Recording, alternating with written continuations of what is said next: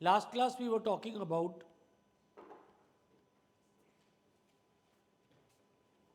first we talked of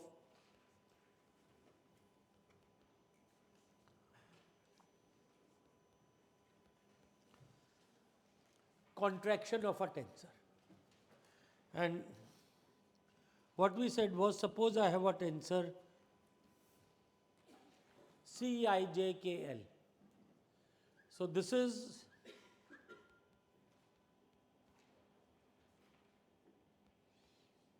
a fourth order tensor. And suppose here if I contract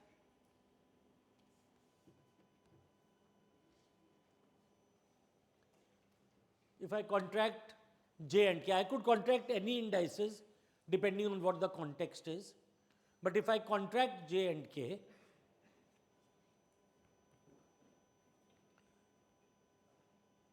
then this becomes Ci JJL or Ci KKL. Contraction means those two indices which I am contracting, we sum upon them. So this means we sum upon J and K. Now the summed up index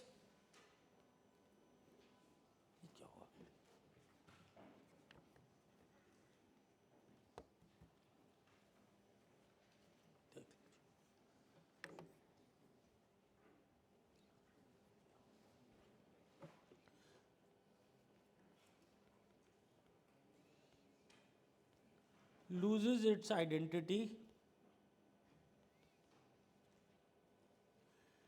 and the resultant quantityCijjl is a second order tensor. We started with a fourth order tensorCijkl. When we sum up upon these two indices lose their meaning because they can be anything, and in fact I can also write it as Cimml. It could be anything, or Cikkl. Any index I can use, it doesn't make a difference because they have been summed upon. Okay, and what this means, as I explained in the last class, so Ci KKL will be equal to Ci 11L plus Ci 22L plus Ci 33L. So this is the meaning ofCijjl or Cikkl. Is that clear? How does it become a second order tensor? Because now it has only two free indices, I and L. See, this whole quantity, when you look at this right hand side expression, I can go from 1 to 3, L can go from 1 to 3. So that means it's Cikkl, I can also write it as BIL. So Cikkl, I can also write it as BIL. And B11 will be C11L plus C122L plus so let me write this. So this is BIL and B11 will be C111 plus C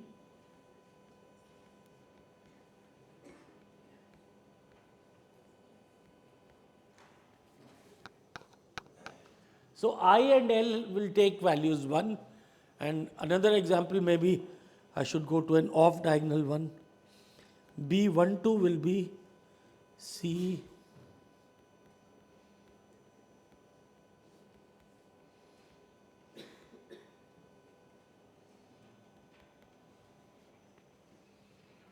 just have a look at this if this makes sense. Hopefully I have not made a mistake.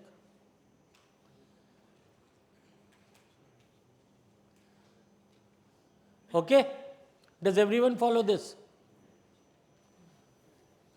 So this is what we mean by contraction. Now, contraction brings us, we had seen the tensor product in the last class. Contraction brings us to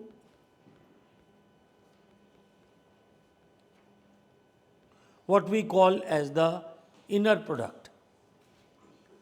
So, for example,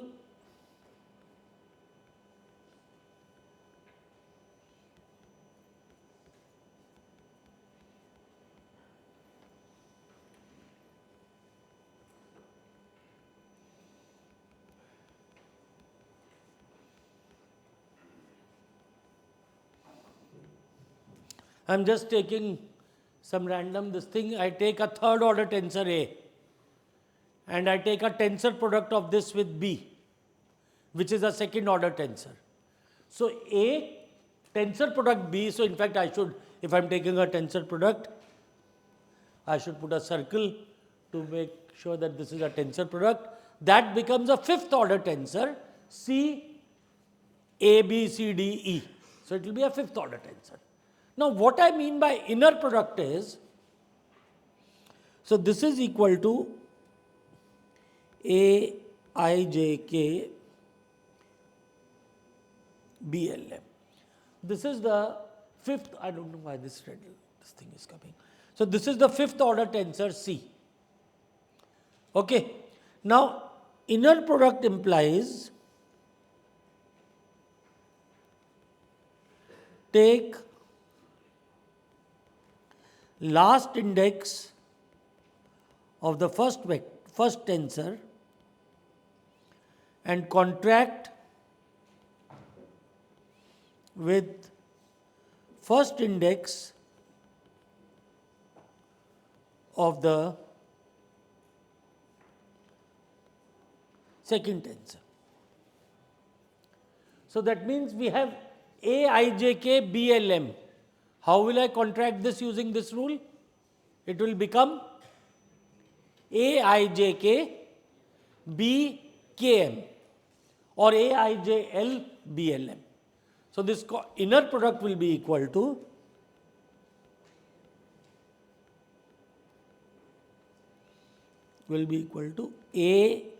Aijl BLM, and this inner product will be a third order tensor.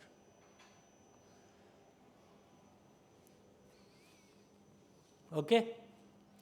Well, this was a complex case. We'll hardly do something like this.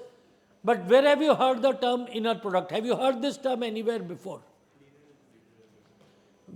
In what context have you heard inner product? Inner product of two vectors. Have you heard this? So now if we have two vectors, so let's look at an example. If we have two vectors, so vectors I will write it as ui and vj. Okay. Now what is their tensor product? Their tensor product will be ui vj, which is a second order tensor. Okay. So let's write this. Let's just see this. So two vectors ui uj.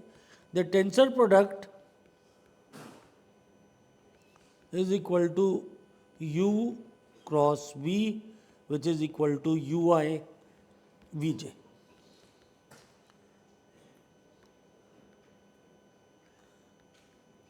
Which is a second order tensor. Now, how do we take its inner product? We contract the last index of the first with the first index of the second. So, first one is ui, there is only one index. We contract it with the first index of the second, which is also a single index. So, what will it become? ui vi. And which is equal to u1 v1 plus u2 v2 plus u3 v3, and this is nothing but the dot product of two vectors. So the dot product of two vectors is actually an inner product of the tensors. And when we do an inner product, the resulting tensor is of order n minus 2. If initial tensor was of order n, since we have contracted two of them, the inner product is of order n minus 2. So, if tensor product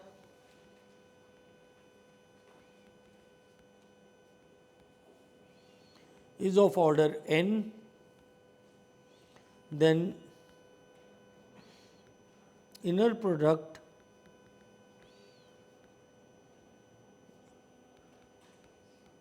is of order n minus 2. Yeah. Go. Do my. Okay. Next we will talk of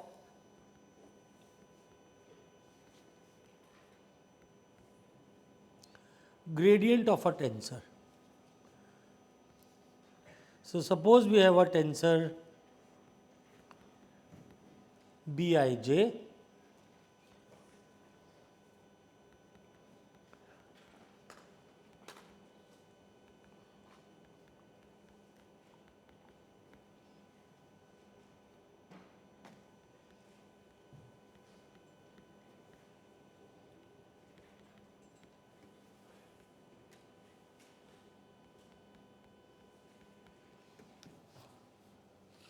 so gradient means we take a derivative with respect to x, which is a vector. So, partial by partial xk of Bij is what will become the gradient of a tensor. And again, if you look at the notes, there they will prove that gradient of a tensor is also a tensor. How do we prove that anything is a tensor or anything is a vector? How did we prove that? To prove that mathematically, you have to show it follows the same transformation rule in terms of Aij, the direction cosines. Okay?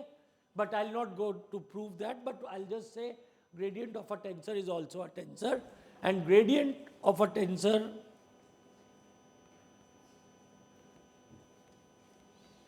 उसमें recording में भी ऐसे आवाज आएगी क्या? मैं तो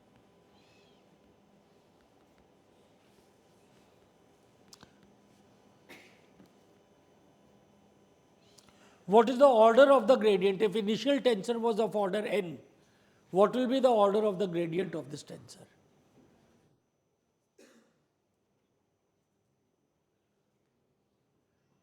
So, we start, suppose we start with a scalar.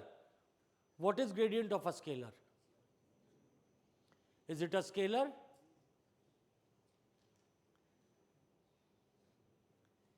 You must have done gradient of scalars. A scalar function phi. What is its gradient? How do you define the gradient in terms of normal mathematical parlance? What you have done?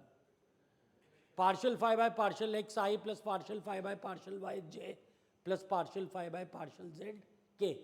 So, that means it is a vector. So, if you start with a scalar, gradient gives you a vector. So, if you start with a tensor of order n, what will be the tensor, what will be the order of the gradient? N plus 1.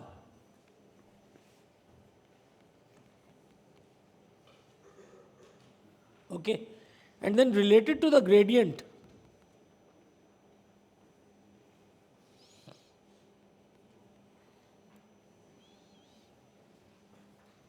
is what we have seen as the divergence. Have you seen divergence any time before? Must have seen it in your maths course, MTL 101 or 102, I don't know, 100 or 101, whatever it's called. So, what is divergence? So, if we have divergence, let's start with divergence of a vector u. So, if vector u is u1 e1 plus u2 e2 plus u3 e3, what is divergence of u? So, this is equal to partial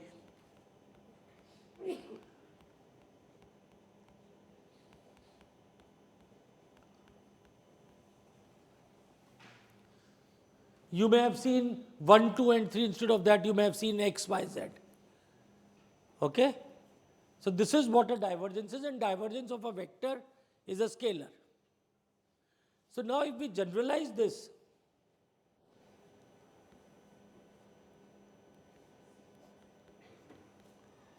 to tensors, so divergence of, let us say, Bij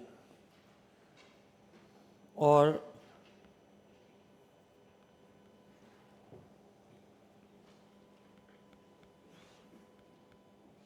divergence of B. So first you take a gradient,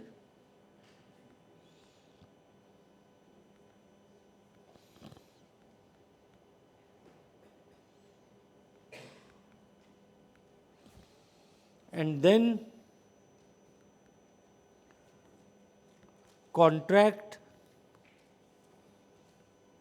the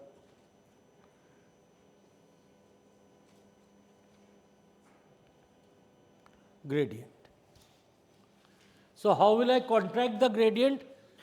The first index is k, and the second index, the first index of the second quantity is I. So therefore we will contract these two, and this contraction will give me partial by partial xi of Bij. So this is what is equal to the divergence of Bij. That means if there is any tensor, you take its first index and you take partial by partial x of that same index. You contract the first index with the gradient or with the derivative, and that gives you the divergence. And divergence of a tensor, when we take it, its order, when we look at it, we started with the second order tensor, it is of order n minus 1. Okay? If we start with the vector, we get a scalar. So this is it.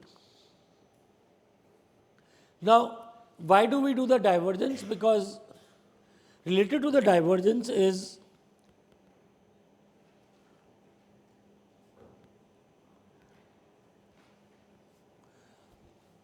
a very important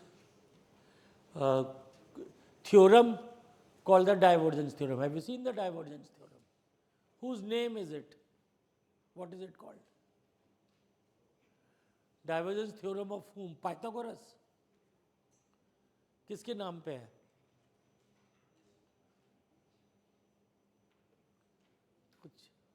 कुछ याद नहीं है?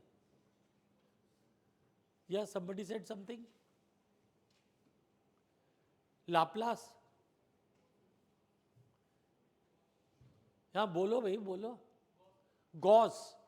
So we know it, and this is known as divergence theorem of Gauss. Now, of course, in the Western world, that is Western Europe, calls it divergence theorem of Gauss. The Eastern Europeans, they called it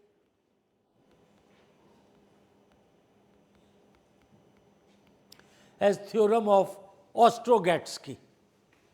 Gauss was a German, Ostrogatsky was from Poland. So, of course, there was a big rivalry between Eastern Europe and Western Europe. The Russians and their bloc, they would always give things with their name, and the Western Europeans would give things with their name. So that's why, depending on whichever textbook you read, you may either find this as Gauss's theorem or Ostrogatsky's theorem. Okay. Now, what does this theorem say? That suppose we have a volume V enclosed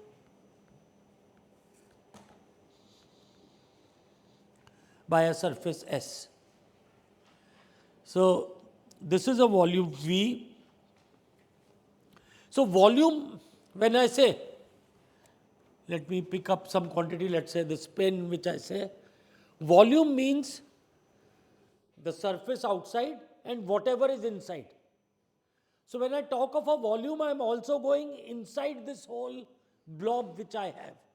on the surface as and each point inside. And surface S is only this white covering which you see. When I say surface S, I don't go inside this volume. So clearly we have a volume V bounded by a surface S. Okay? And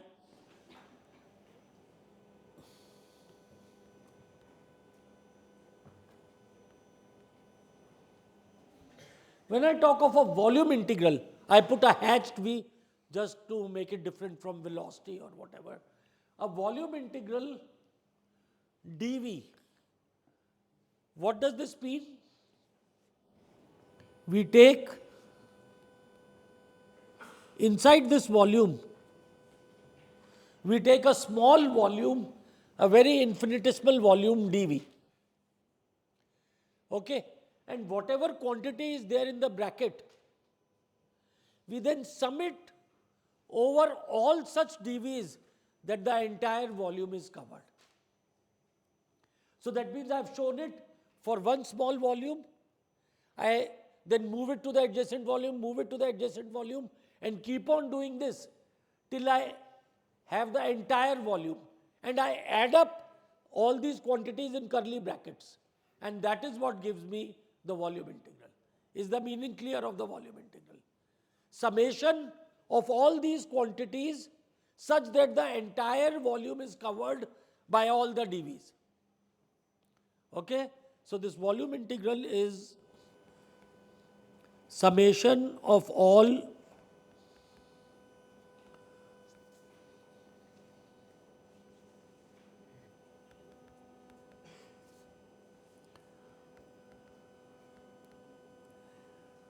in the entire volume.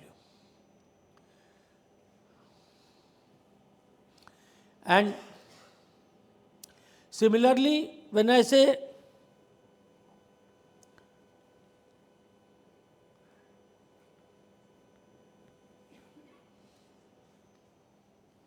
integral over the surface dA,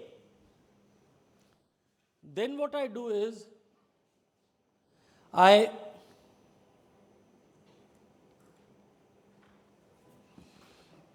take a small element on the surface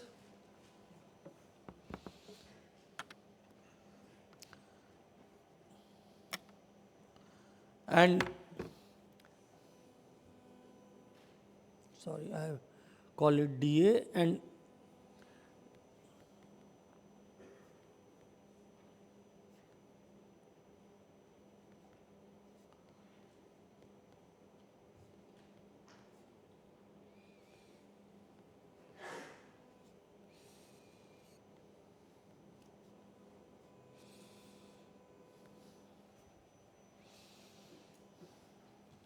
so on the surface, when I calculate the surface integral, I do not go inside. I choose a small area on the surface dA, look at this quantity whichever I am summing upon, and then move all around the surface. I have to close the whole volume, it can't be left open. Because that's why, to show that, I have put a circle around S. And I just keep on summing only on the surface. Now, which of these two is a tedious thing to do? More tedious. Surface area, surface integral, or the volume integral? Obviously, it looks like volume, because in volume, you also have to go inside. In surface, you don't have to go inside. So does everyone understand the difference between the two integrals? In the surface integral, we just skim on the surface. And in the volume integral, we will go inside the volume. Okay? And another thing which we do is, when we define this surface integral, we define n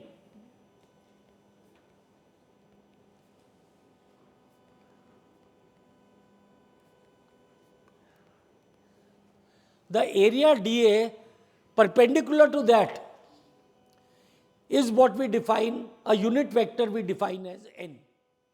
Now, perpendicular to dA, there can be two directions.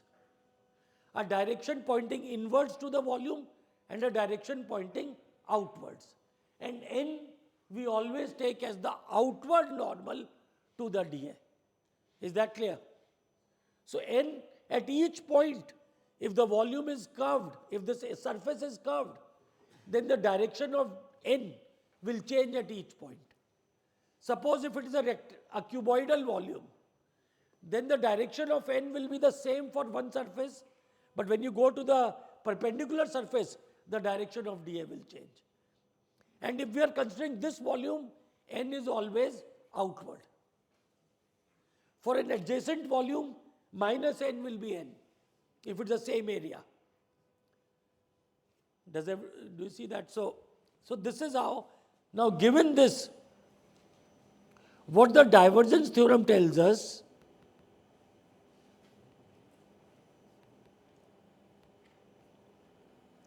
and this is what you must have seen in the maths course. So first I will give a very specific version and then I will expand this. Divergence theorem tells us that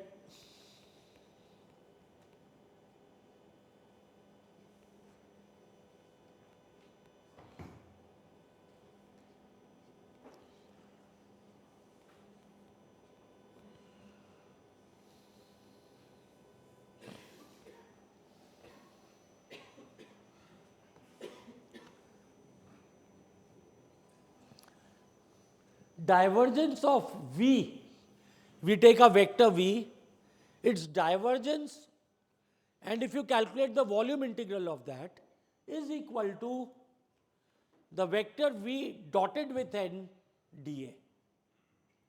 So the Gauss's theorem says that a volume integral of a particular quantity is equal to the surface integral of that quantity. So for example, if we have a vector V, the surface integral of vector V dotted with n dA is equal to the volume integral of divergence of that vector over the entire volume.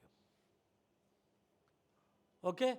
So this is Gauss's divergence theorem as you have seen in the maths course. Do you recall this? Do you recall it with pleasure or with pain? Pain. Okay, whatever. Anyway.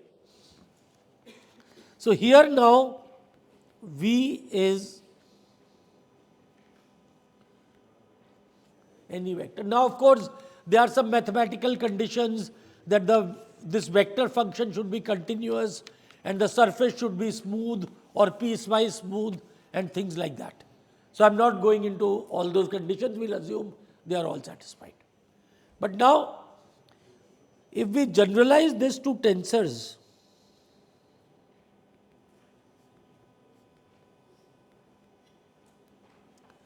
then what we get is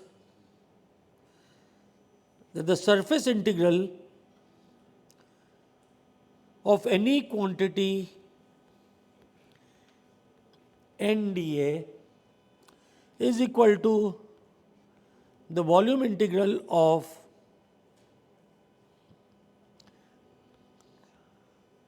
gradient of that quantity dV, where now this is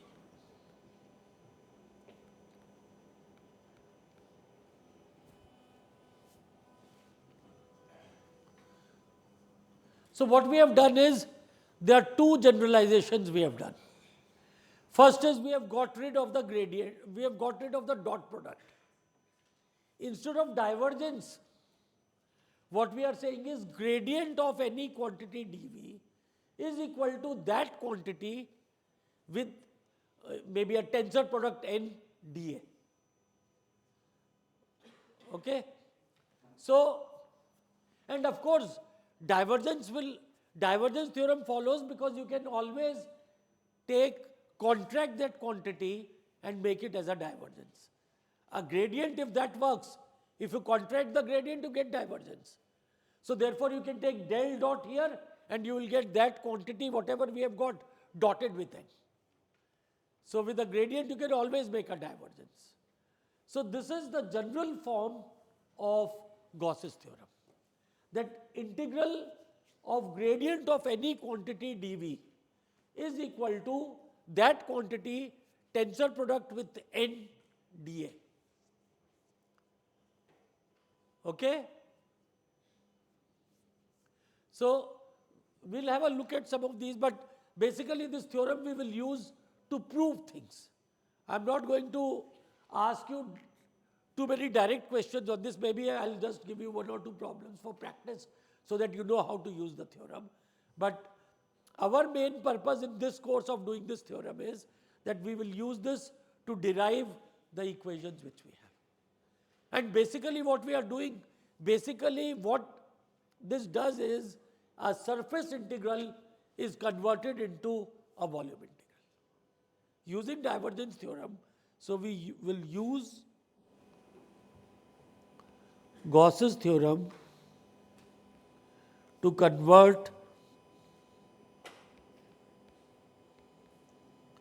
surface integrals to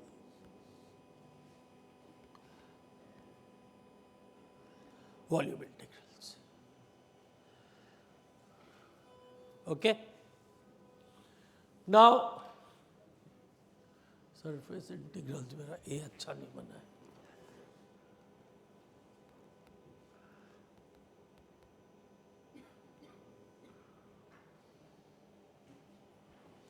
Now,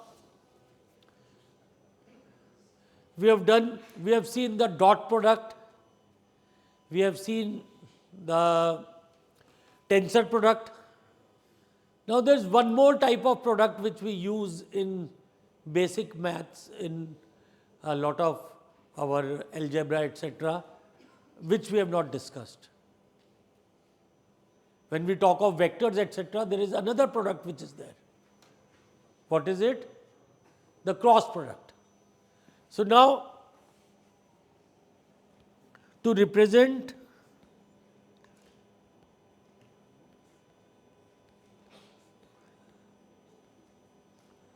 and there will be many more generalizations of the cross product.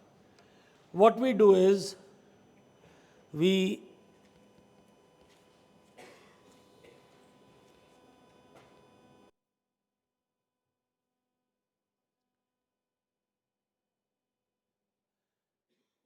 introduce a tensor epsilon ijk, and this is called the alternating tensor, and sometimes it's also called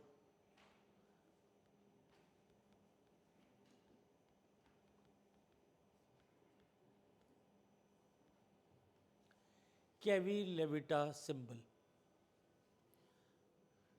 And this epsilon ijk is something like what we have introduced delta ij, the Kronecker delta. That means it has a specific meaning. What is Kronecker delta? Do you all remember? The diagonal matrix. Now, epsilon ijk, going by this, will be a what order tensor? A third order tensor.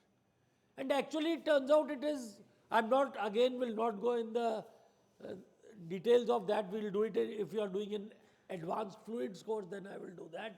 But this actually truly is not a tensor. It is sometimes also called a pseudo tensor, but for our purposes, we will think of it as a tensor. And what this means, how do we define? We define epsilon ijk is that epsilon ijk is equal to 1 if ijk are cyclic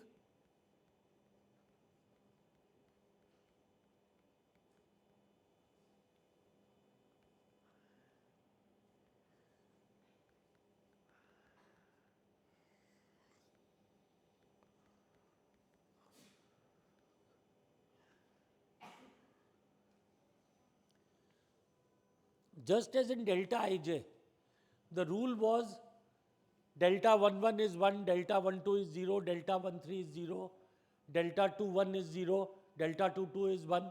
So, we defined this rule. So, now we have 27 components of epsilon ijk. So, what this says is, let us look at the third one. If any of ijk repeated, epsilon ijk is 0. So, what will be epsilon 1 1 1? 0. Epsilon 1 1 2, 0. 1 1 3, 0, and so on. So, all those components where any are repeated, will be 0. So what will be left? We will be left with things like epsilon 1, 2, 3, epsilon 1, 3, 2, etc. So non-zero components are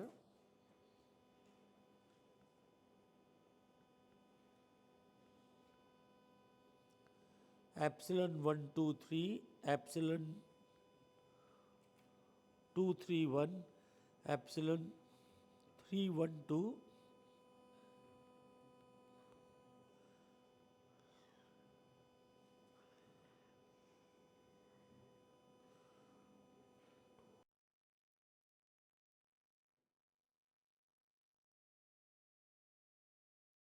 are the only non-zero components.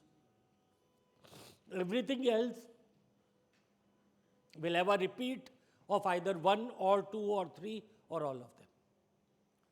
Okay.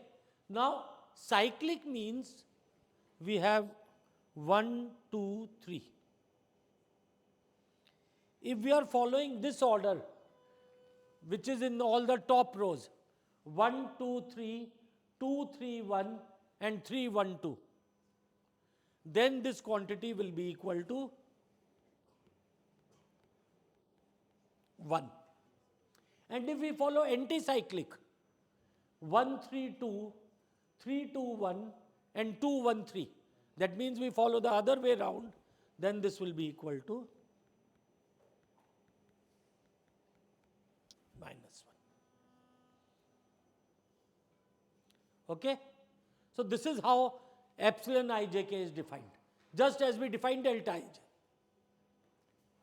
Okay? Now, if you look at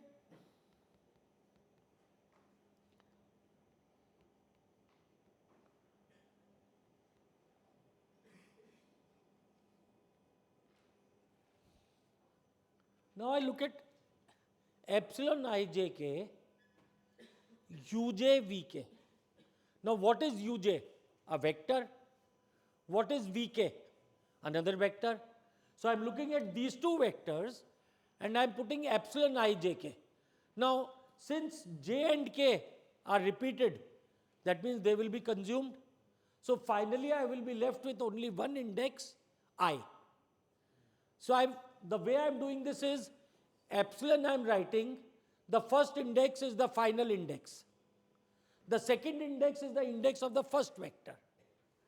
And the third index of epsilon is the index of the second vector. Now this, when you look at this epsilon ijk uj vk, this will be equal to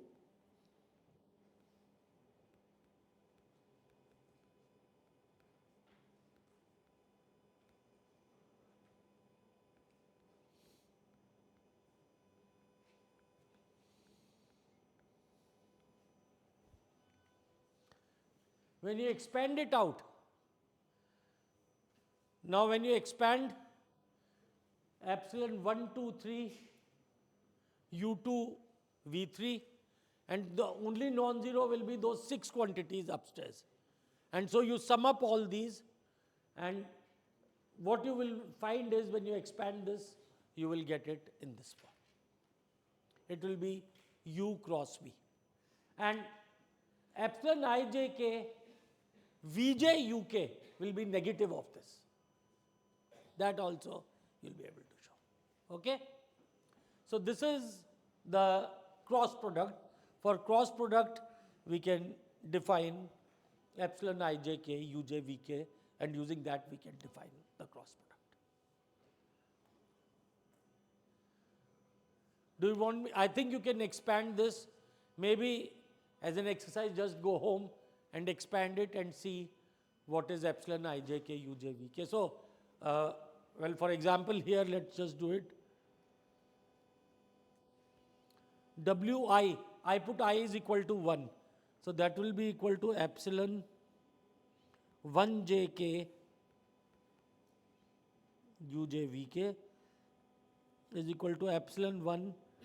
Now I put j is equal to 2, k is equal to 3.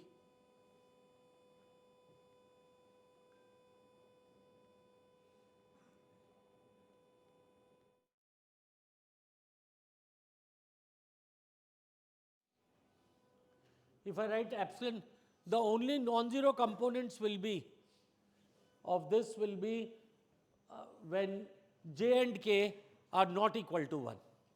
When there will be more components in this, but when j and k are equal to 1, epsilon 112 or 113 will become 0.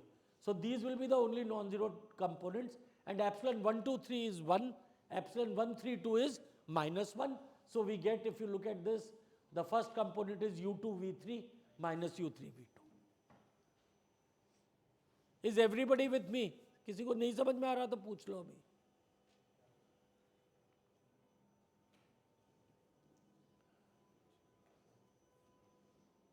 तुम लोग यही discuss कर रहे हो या कुछ और मतलब कुछ और ही बात कर रहे हो? I don't know what. Okay. So now there's one rule about epsilon which I am going to give it to you without proving. And this is what I said, that there are certain operational things which we will need. So I'm going to do this. I will probably use it much later in the course, but I'll give this rule to you. Suppose we have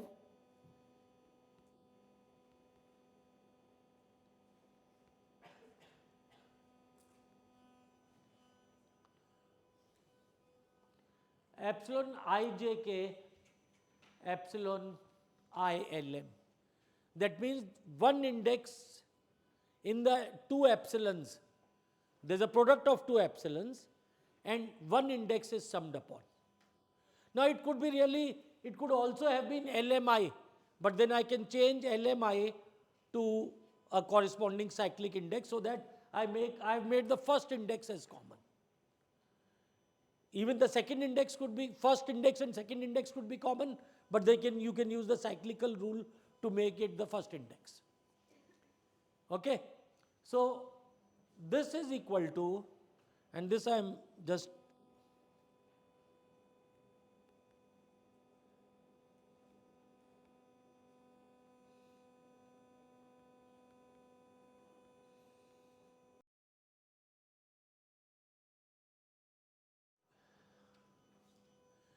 this can be shown. That means I have epsilon ijk, epsilon ilm. Now, once you sum upon I, each of these is a third order tensor. But you are summing upon I, so the final thing will be a fourth order tensor. Okay? And what you do is, so this is equal to delta JL. Take the first two indices, the second indices of the first one and the second indice of the second one. That gives me delta JL. Multiplied by delta KM, the third and third, minus delta JM, delta KL.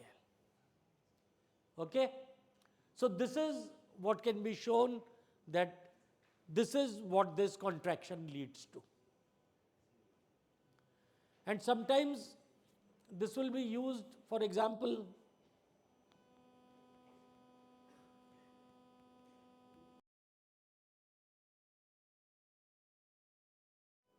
suppose we have to find A cross B cross C.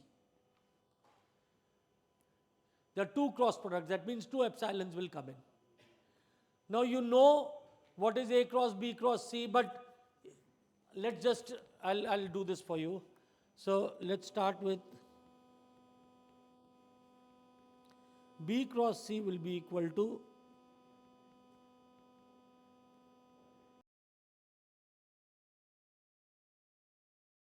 does everybody understand this? I write B cross C, maybe I can write it as another vector with, now the free index I take it as I. So epsilon ijk bj ck. This is how you write a cross product. Okay? Now I have to cross it with A. So A cannot have the index either J or K, because J and K are already summed upon. And I also, I is the index for B cross C. So I have to do something else. So A cross B cross C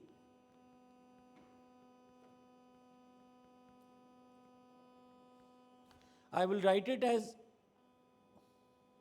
epsilon. Now I cannot use I, j, k for this, so I use L, M, and then the third index has to be I, because I am crossing it with B cross C, and B cross C has the index I.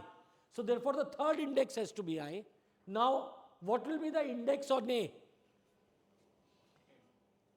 The index on A will be M, and then I will put epsilon I, j, k, B, j, C, k. Just see if this makes sense. 2 minute के लिए एक एक जना, I want each of you to just understand this. Is it clear to all of you? नहीं clear है तो अभी पूछ लो. Don't hesitate. I want everyone's attention. हर एक बंदे का attention चाहिए मुझे. नहीं आ रहा तो पूछ लीजिए. Ask your neighbor, ask me. I am giving you 1 minute's time.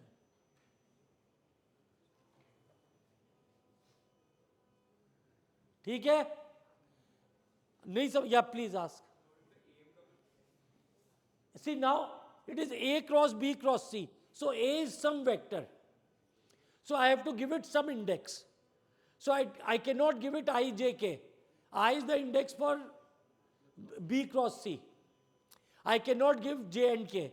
So I give it something else. I could have called it L. I called it M. When I call it AM, then what I have to realize is the first epsilon, its second index has to be M. Okay? And what is the final index of the whole expression? L.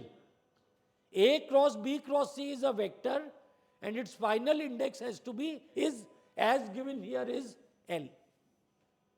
I could have made it MLI ALIJK. That would have been the same thing. Is that clear? Anyone else? Yes. How did the I come? What is the index of B cross C? I. So the second vector has an index I. In the cross product, the second index is the third one. ठीक है? Okay. Any other question? Please abhi clear kar lo. Because, so now what I do is, let me write it. So this becomes equal to epsilon LMI, epsilon IJK, AM BJCK.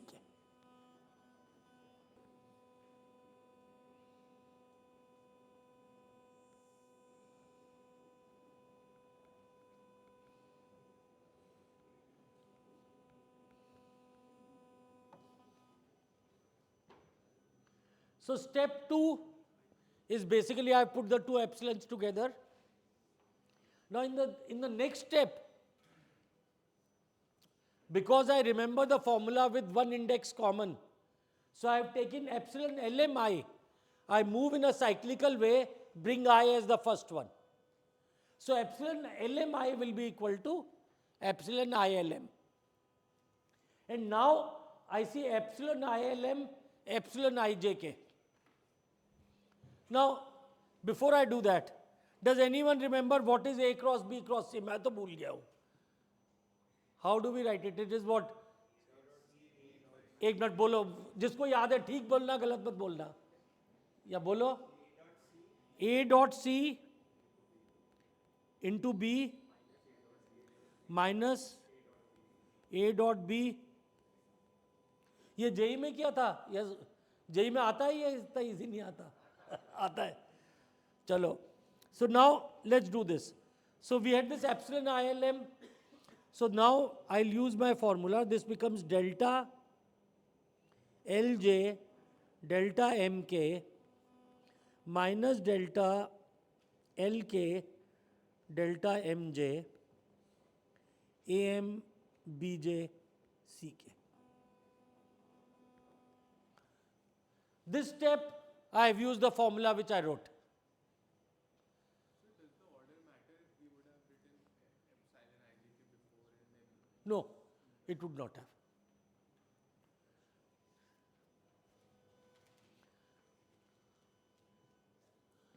Okay? ये ठीक है, this I've just used the formula. Now what I'm going to do is, I will use the rules on delta. So this will be equal to, you don't have to go in this painfully slow way which I am doing. Delta Lj, delta Mk, Am Bj Ck, minus delta Lk, delta Mj, Am Bj Ck. So now look at the first term. Delta Lj, delta Mk, Am Bj Ck. How do I simplify this? Lj, so B will become BL. And we have delta Mk. So either M becomes K or K becomes M. So let me write it and then you see if you can make this. So this will become equal to AK BL CK. The first term, there's a common, delta has a common thing with one of the two things which is there. So delta Lj in Am Bj Ck, is there anything in delta Lj? J is common. So therefore whatever is the B, I make it BL. Then I have delta Mk Am Ck. So either I replace the M by K or the K by M. So this becomes AK BL CK. Or it could be AM BL CM. But the two are the same. Is that clear? Now write in your own copies what is the second term. I want you to write it on your own. I will write it in a minute and then you can compare. जो second term है उसको आप लोग अपने आप simplify कीजिए और अपनी copies में लिखिए. Please write the second term. So second term, now let me write.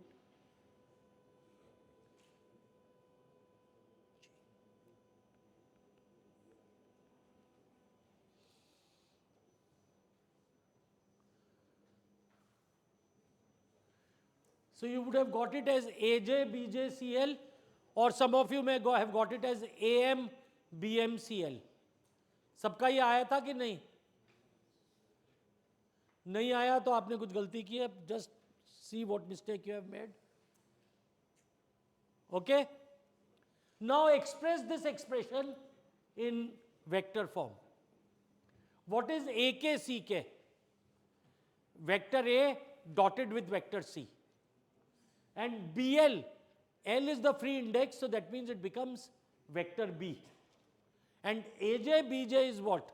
Vector A dotted with vector B, and CL is vector C. So if I write it in vector notation, this is equal to A dotted with C times B minus, and which is what the person who said this was right, we got it like this. I don't remember I used this to derive it, but this is, so some of these vector identities, we see that these are getting this thing. I'll give you some more for practice in the first homework. First homework will be mainly on tensors, so you will be getting some more of this. Okay? So now, having done this, so this is sort of brings us to the discourse on tensor notation. I will now try to get into mechanics, and now what we do is,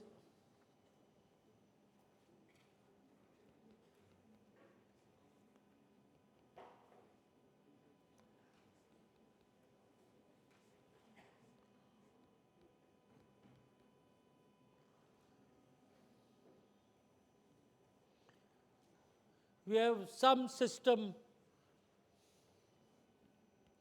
which consists of a fixed mass We have a system like this. Now, we could also have a very small system, we'll call it infinitesimal system. Now, on this system, normally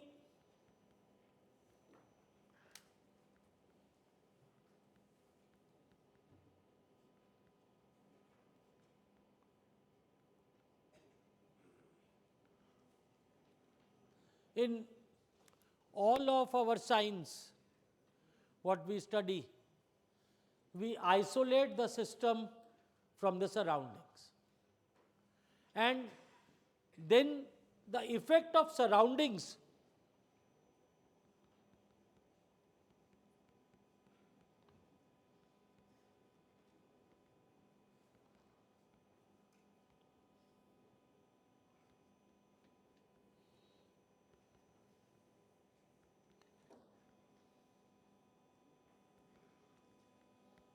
and the effect of the surroundings is modeled by engineering quantities. If we are looking at the motion of the body, if that is what our prime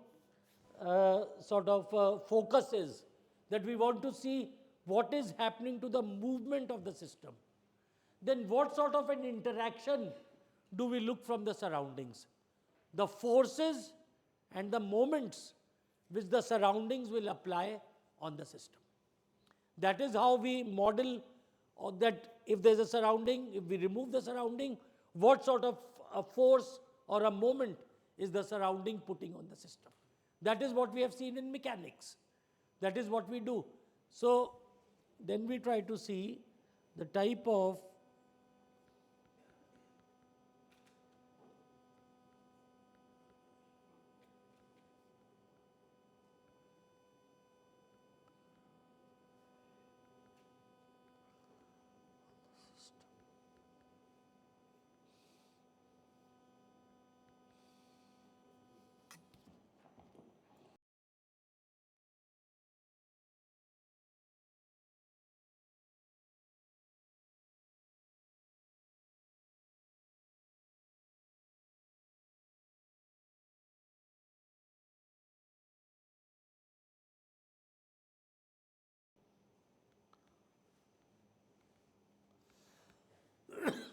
and we try to study the motion of the system due to the interaction with the surroundings. Now, there are two types of forces which are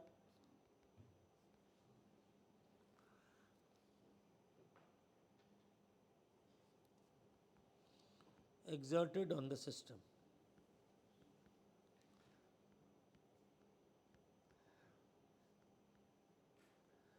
The first type of forces, we call them as body forces, which are exerted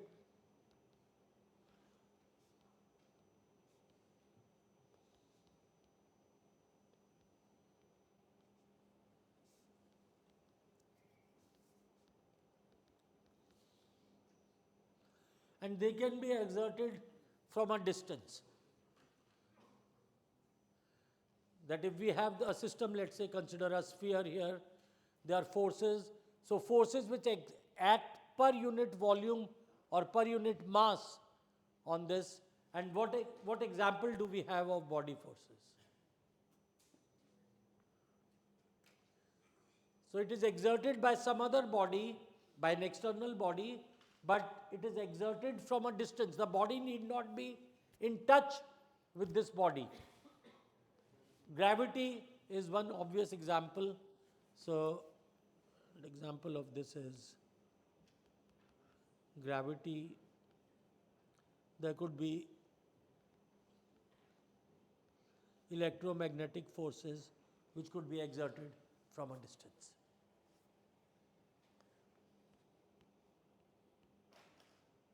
And these are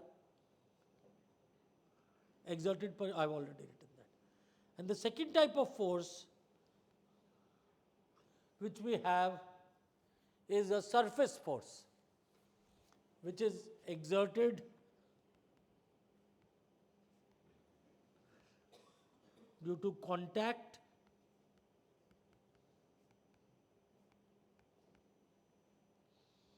with the body and generally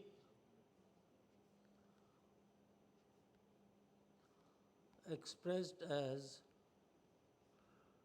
force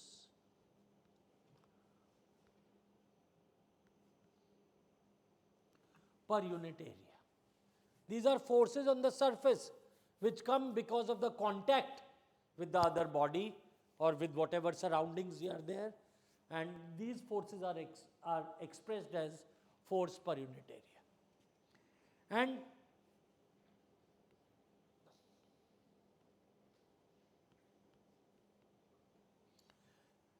And within a body, if I have two smaller bodies, I consider two smaller subsystems A and B, then at this contact, I will have, let's say,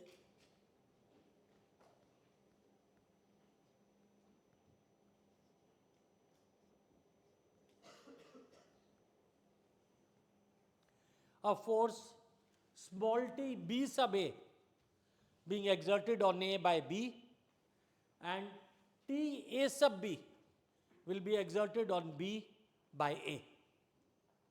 And what does Newton's third law tell us? That these forces are equal and opposite and they act along the same line. And when you combine them, they will cancel. So which is what we treat as a model. So we have these forces per unit area. So surface, so this TBA, so we have surface forces acting per unit area on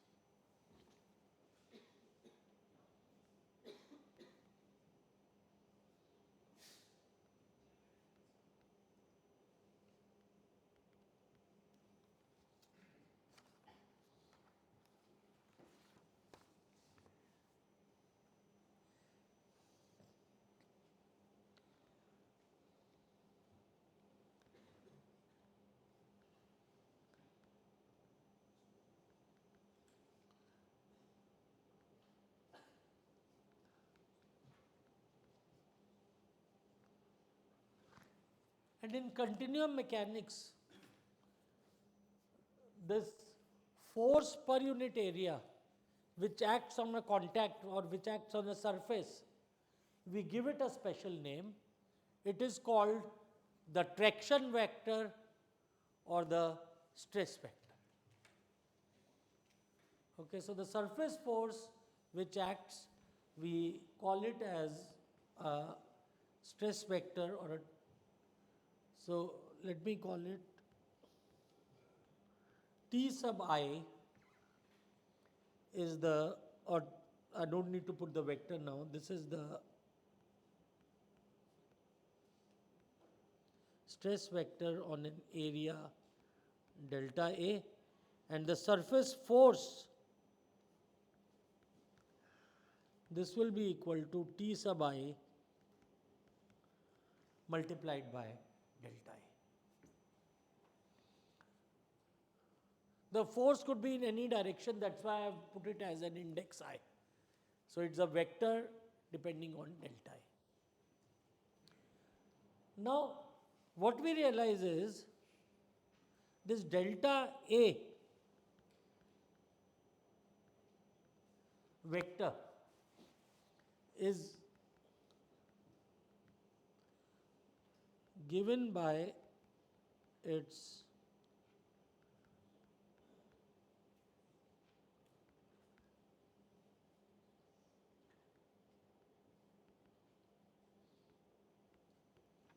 at the same point,